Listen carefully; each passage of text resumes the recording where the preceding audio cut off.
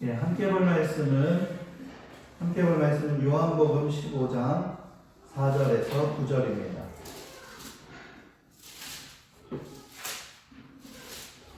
요한복음 15장 4절에서 9절까지의 말씀입니다.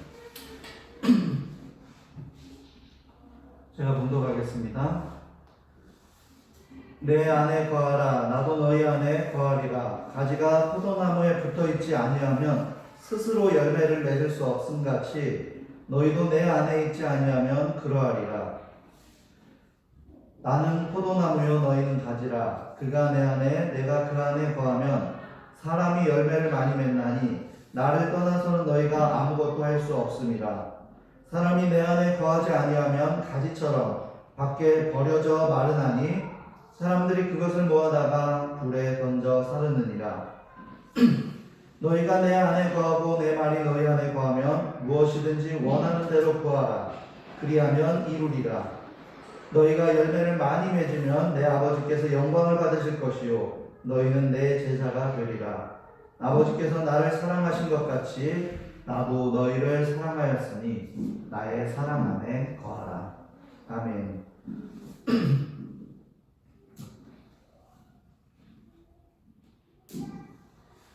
네, 이번에 교회 공사를 하는데 거의 모든 작업에 함께 몸으로 일하면서 이 자리를 지켰습니다.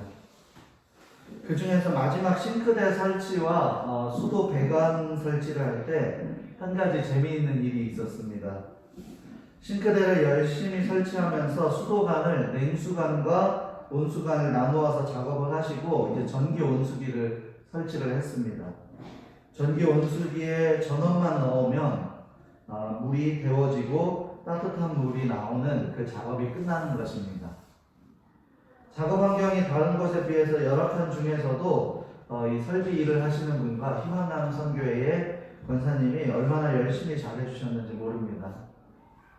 그리고 이제 온수 테스트를 하는데 다 되는데 따뜻한 물이 안 나오는 거예요.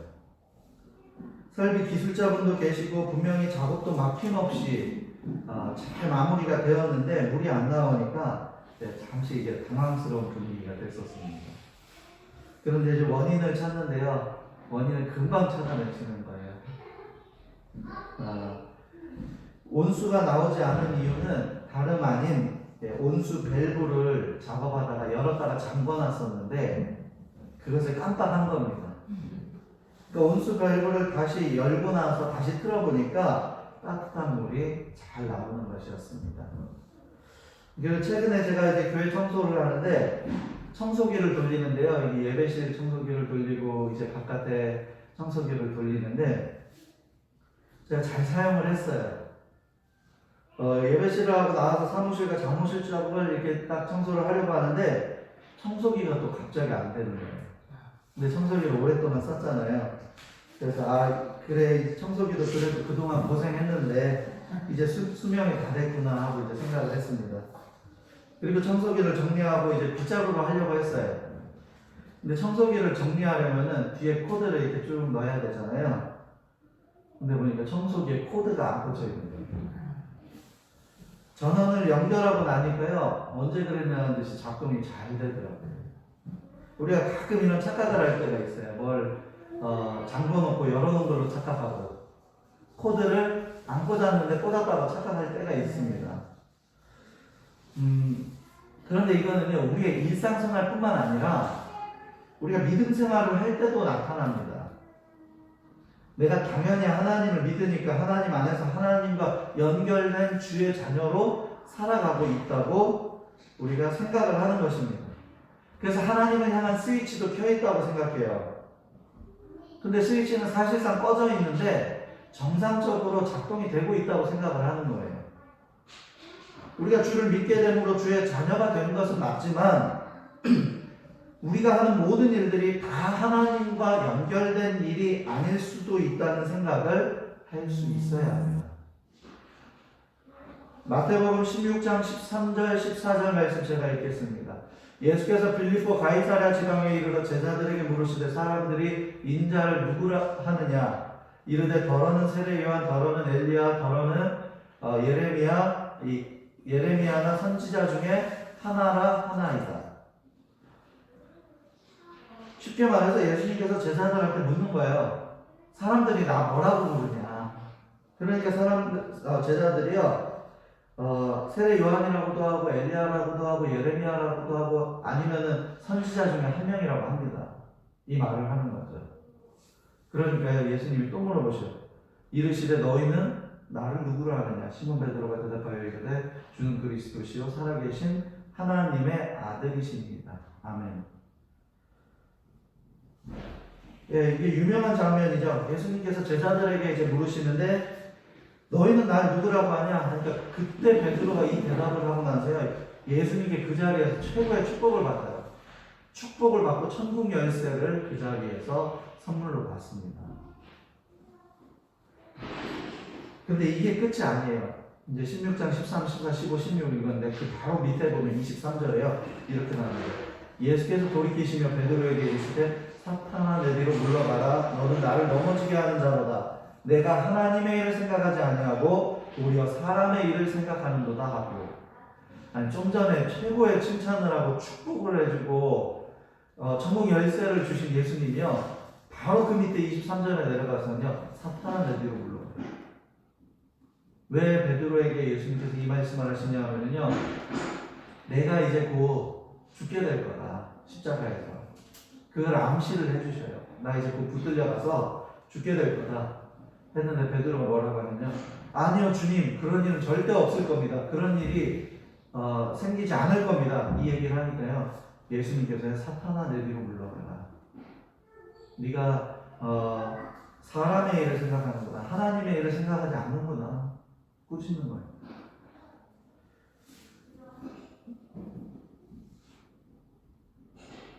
이 부분이 우리에게 전해주는 말씀은 무엇입니까?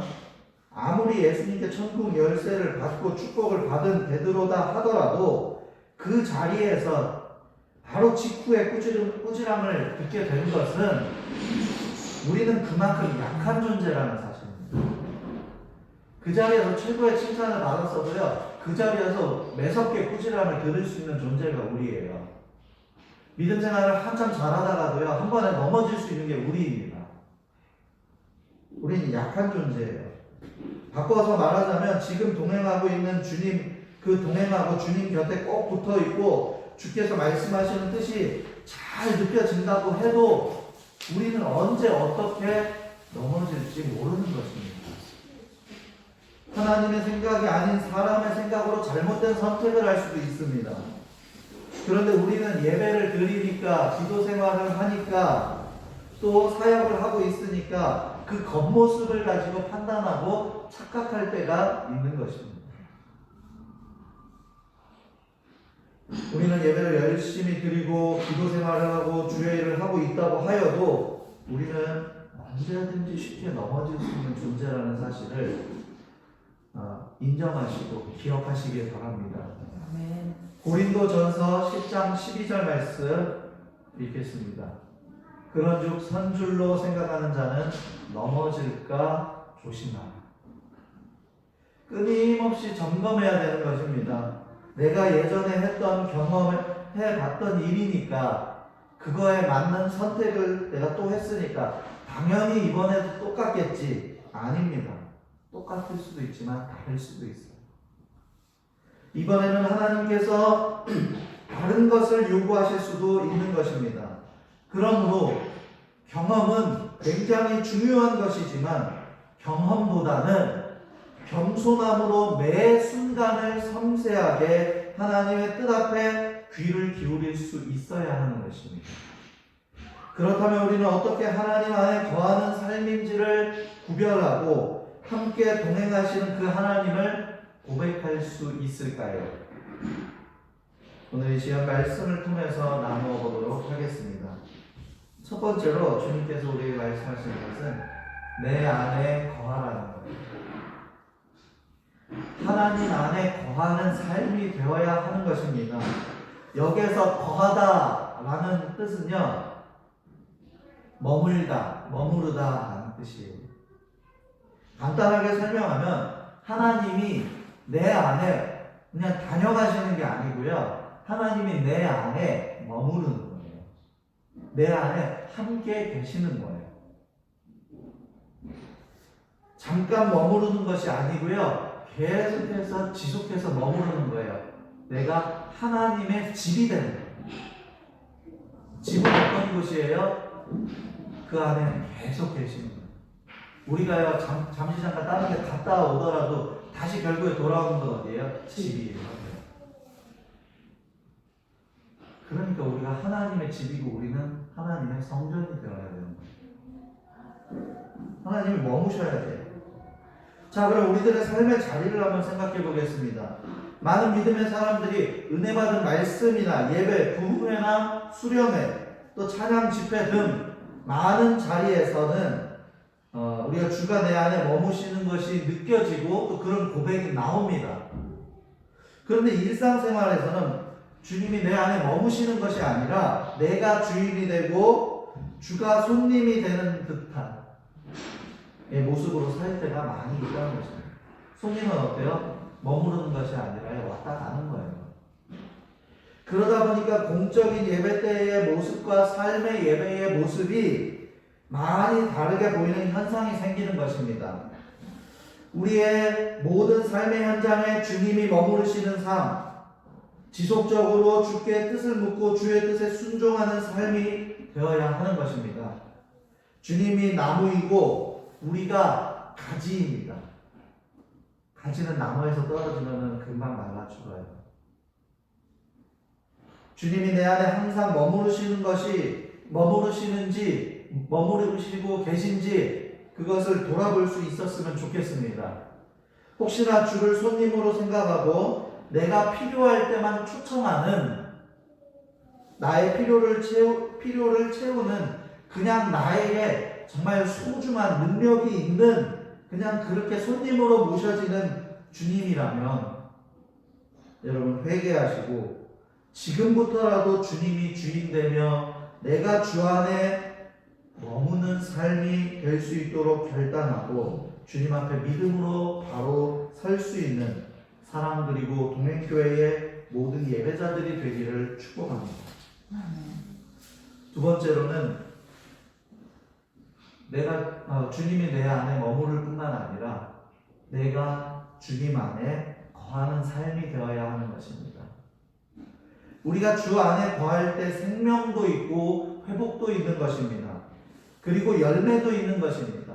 5절 말씀 읽겠습니다. 나는 포도나무요 너희는 가지라. 그가 내 안에 내가 그 안에 거하면 사람이 열매를 많이 맺나니 나를 떠나서는 너희가 아무것도 할 수 없습니다. 아멘. 우리가 주 안에 거하는 삶인지를 확인할 수 있는 방법 중에 하나는 열매가 있는가를 확인해 보는 거예요. 건강한 나무가요, 열매도 맺는 법입니다. 내가 믿음 생활하는데 어떠한 열매를 맺어왔고 또 어떠한 열매를 맺고 있는지를 확인해 볼 필요가 있습니다. 그래서 어떤 사람들은요, 이 한쪽의 설교만 계속 듣다 보니까 열매하면은요, 내가 몇 명 전도했지 딱 이렇게만 생각하시는 분들도 있어요. 그것도 열매가 될 수 있지만 그보다 더 중요한 것은 내가 하나님을 얼마나 닮아가는 모습을 많이 만들어내냐는 거예요. 하나님께서 나에게 요구하시는 거에 내가 얼마나 순종하면서 타고나냐는 거예요. 그래서 성경에서 얘기할 때도요, 성령의 열매 할 때요, 수적인 거나 어떠한 부피를 이야기하지 않아요. 사랑을 얘기하고요, 화평을 얘기하고요, 오래 참음을 얘기하고요, 절제를 얘기하고요, 자비를 얘기하고요, 온유를 얘기하고요. 뭐예요? 하나님의 성령의 성품 속성에 대해서 열매를 이야기하고 있어요. 내가 정말로 하나님을 믿는 사람으로서 내가 하나님의 포도나무가 되시는 그 하나님 안에 거하는 삶인지 아닌지를 볼 수 있는, 확인할 수 있는 방법이 나에게 하나님을 닮아가는 열매가 있는지. 내가 하나님을 믿기 전에 하나님을 알기 전보다 지금 하나님을 더 많이 닮고 있고 닮아가고 있다면 열매를 맺고 있는 거예요. 그래서 내가 열매를 많이 맺은 것을 다른 사람들에게 나는 열매 많이 맺었다 해서 이걸 자랑하는 것이 아니라 내가 그냥 주 안에 거함으로 주님과 함께 동행함으로 나무가 되시는 하나님께서 열매를 많이 맺게 해주신 거잖아요. 아까 성경에 나왔죠. 스스로 열매를 맺을 수 없다고 했어요. 그러니까 열매를 내가 많이 맺은 걸 자랑할 수 있는 게 아니고요. 열매를 많이 맺게 해주신 하나님 앞에 겸손함으로 감사함으로 고백하여야 하는 거예요. 주 안에 거하는 삶, 열매를 많이 맺는 삶을 살기 위해서는 주님과의 지속적인 교제와 주를 향한 확실한 믿음의 고백이 있어야 하는 것입니다. 지금 내가 주를 바라보면서 주님을 어떻게 고백하고 있는지가 나의 믿음의 고백이 될 수 있습니다. 하나님은 하나님이신데 어떤 하나님으로 고백하고 있는지를 한번 돌아보고 믿음을 점검하는 거예요. 그렇게 해서 믿음을 바르게 세워갈 수 있는 것입니다. 네, 물론 하나님은 그냥 하나님이십니다. 그런데 믿음의 고백을 점검할 때는요, 내가 지금 어떤 하나님과 교제를 나누고 있는지에 대한 고백이 필요해요. 그냥 하나님에 대한 고백이 그냥 하나님으로만 고백이 되고 있다면요, 어쩌면 내가 지금 하나님과의 교제가 건강하지 않게 되고 있지는 않은지 돌아볼 수 있어야 돼요. 어쩌면 믿음의 교제가 중단되었다는 신호가 될 수도 있습니다. 예를 들어서 내가 힘이 들 때 하나님과 내가 하고 있는 교제가 있다면 어떤 하나님을 고백할 수 있을까요? 역시나 하나님은 나를 홀로 두지 아니하시는 하나님. 이렇게 하나님에 대한 믿음의 고백이 나온단 말이에요. 또 내가 힘들 때 나를 가장 완벽하게 건져내 주시는 하나님. 하나님과의 어떤 그 교제를 통해서 그 어떤 하나님인지를 고백할 수가 있는 거예요. 그리고 하나님에 대한 어떤 정확한 표현도 내 마음에서, 내 생각에서 할 수 있게 되는 것이죠. 바라기는 우리 사랑그리고 동행교회의 모든 성도님들과 예배자들의 삶에 하나님 안에 거하는 삶, 하나님과의 깊은 교제, 하나님을 향한 분명한 믿음의 고백이 하나님 앞에 드려질 수 있기를 주의 이름으로 축복합니다. 네, 마지막으로 뭐라고 말씀하십니까? 나의 사랑 안에 거하라. 구절 읽겠습니다. 아버지께서 나를 사랑하신 것 같이 나도 너희를 사랑하였으니 나의 사랑 안에 거하라. 우리가 하나님 안에 거할 때 하나님께서요, 요구하시는 것이 있습니다. 바로 주의 사랑 안에 거하라는 거예요. 역시 사랑이 제일이고 사랑이 꼭 필요한 것임을 말씀하고 계시는 것입니다. 아버지께서 나를 사랑하셨다. 예수님 지금 그거 표현한 거예요. 아버지께서 나를 사랑하셨다. 나는 그분의 사랑 안에 머물고 있다. 그래서 나도 내가 받은 사랑으로 너희를 사랑한다. 너희도 내 사랑 안에 머물러라. 이렇게 고백하시는 예수님, 그리고 예수님께서 하신 말들을 종합해보면 또 뭔지 아세요? 내 사랑 안에 머물고 내가 너희를 사랑한 것 같이 너희도 사랑해요. 이게 뭐예요? 예수님이 내가 아버지께 받은 사랑이 있고 나 그 사랑 안에 머물렀고 내가 그 사랑으로 너희를 사랑했고 너희는 내 안에 머물고 그리고 너희도 뭐예요? 내가 너희를 사랑한 것 같이 너희도 사랑하고 한마디로 말해서요, 이게 멈추지 않는 사랑이에요. 예수님께서 말씀하신 게 뭐냐면 하나님의 사랑으로 시작돼서 그 안에 거하고 사랑하고 그 안에 거하고 사랑하고 사랑으로 연결된 고리를 만들어가면서 멈추지 않는 사랑을 하는 거예요. 하나님을 사랑하고 이웃을 그렇게 사랑하는 거예요. 아버지께로부터 시작된 사랑, 멈추지 않는 사랑을 하라는 것입니다. 그런데 우리가 사랑해야 한다는 사실을 잘 알고 있는데 사랑이 식고 사랑이 멈출 때도 많이 있잖아요. 그래서 주께서 알려주시는 방법이 무엇입니까? 나의 사랑 안에 거하라. 내가 아는 사랑, 내가 해야 하는 그 사랑을 하는 것이 아니라 먼저 주의 사랑 안에 빠져들라는 거예요. 먼저 주의 사랑 안에 머물라는 거예요. 그래서 받은 사랑을 가지고 사랑하라는 거예요. 이 원리를 알고 계셔야 돼요. 내가 지금 너무 힘들어서 주님의 사랑도 느껴지지 않고 있는데, 예를 들어서 그런데 사랑해야 되니까 사랑해야지. 네, 물론 말씀이니까 명령이니까 좋죠. 근데 그게 되나요? 내가 지금 주님의 사랑도 느껴지지 않을 정도로 내가 다운이 돼 있고 힘든데 다른 사람을 사랑하고 내 이웃을 사랑하고 하라고 하면 이게 와닿습니까? 짐이 될 뿐이에요. 그러니까 하나님이 우리에게 주시는 말씀이 무엇입니까? 나의 사랑 안에 거해라. 내 사랑을 기억하고 내 사랑을 받고 내 사랑 안에 머물러서 받은 사랑으로 사랑하라는 거예요. 주께서 주신 사랑으로 사랑하면요 너무나 놀랍습니다. 사랑하기 어려운 사람도요 사랑할 수 있게 되는 일들이 생겨요.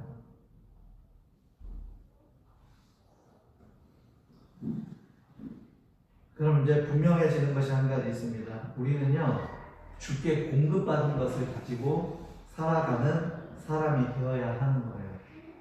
하다 보면 힘을 주시는 우리가 먼저 공급받기 전에 일단 주신 마음이 있으니까 일단 한번 시작해보자 하다 보면 하나님께서 힘을 주시겠지.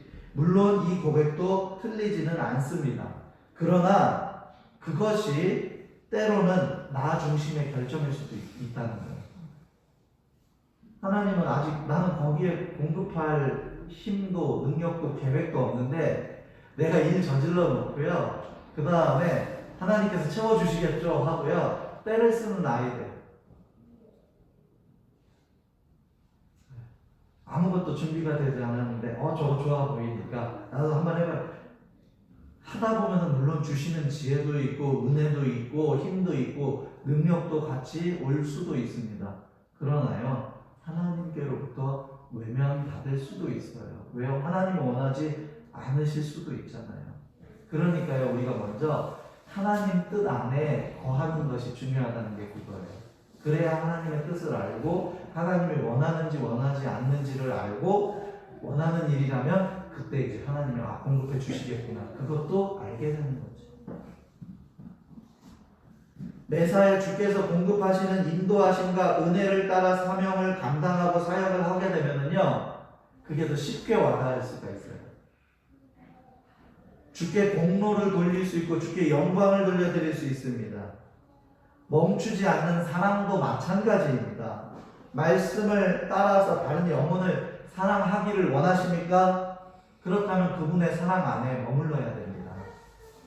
내 머리로 하는 사랑, 다른 사람들이 알려주는 사랑은 금방 한계가 옵니다. 주의 사랑 안에 머물러 주께 받은 사랑으로 사랑해야 합니다. 그때 힘든 사랑이 아니라 감동이 되고 멈추지 않는 사랑을 흘려보낼 수 있게 되는 것입니다. 조급하지 않게 천천히 그분의 사랑과 은혜 안에 머무르기를 사모하세요. 그리고 그 사랑 안에서 내가 받은 사랑, 느낀 사랑, 나도 예수님처럼 흘려보내기를 결단하는 우리 모든 예배자들이 되기를 주의 이름으로 축복합니다. 부활절 이후에 첫 주 어떤 말씀을 나누게 될지 저도 기대가 많이 됐습니다. 기도하고 말씀을 나누는데 말씀을 준비하는데 너무나 명확하게 말씀을 주셨고 그 말씀을 지금 나누게 되었습니다. 오늘 첫째부터요. 첫째, 둘째, 셋째 세 가지를 나누었지만 들어보시니까 아실 거예요. 사실은 한 가지입니다. 주의 안에 거하고 있다는 착각이 아니라 여러분 진짜로 주의 안에 거하고 머무르는 삶이 되기를 원합니다. 무엇보다도 주의 사랑 안에 거하여 그 사랑을 마음껏 흘려보낼 수 있는 사랑 그리고 동행교회의 모든 예배자들이 되기를 주의 이름으로 소망합니다. 아멘. 아멘. 기도하겠습니다. 사랑과 은혜가 풍성하신 하나님 참 감사를 드립니다. 사순절 기간을 보내고 또 그중에 고난주간을 보내고 부활주일을 지냈습니다. 우리가 주님 앞에서 주의 뜻을 따라 주님 앞에 낮아짐으로 순종하는 삶을 살아야 되는데, 겸손한 삶을 살아야 하는데, 귀한 절기를 지냈음에도 불구하고 그렇게 하지 못한 우리들의 모습을 발견합니다. 지금 와서 돌아보니까 우리가 주님 앞에, 주님 안에 온전히 머무르지 못했었습니다. 주여, 나를 위해서 십자가에서 죽으신 그 주님을 바라보며 우리가 예수님 안에 머무르는 포도나무가 되시고 나는 가지임을 고백하여 주님 앞에 붙어야 살 수 있다라는 사실을 기억하고 주 안에 거하고 머무르는 우리 모든 사랑 그리고 동행교회 예배자들이 되게 하여 주시옵소서. 그리하여 주님 안에 있으면서 내가 받은 은혜를 가지고 그 은혜를 나누고 받은 사랑을 가지고 그 사랑을 나누는 우리 모두가 되게 하여 주시옵소서. 항상 함께 하실 주님을 높이 찬양드리며 감사드리며 예수님의 이름으로 기도드립니다.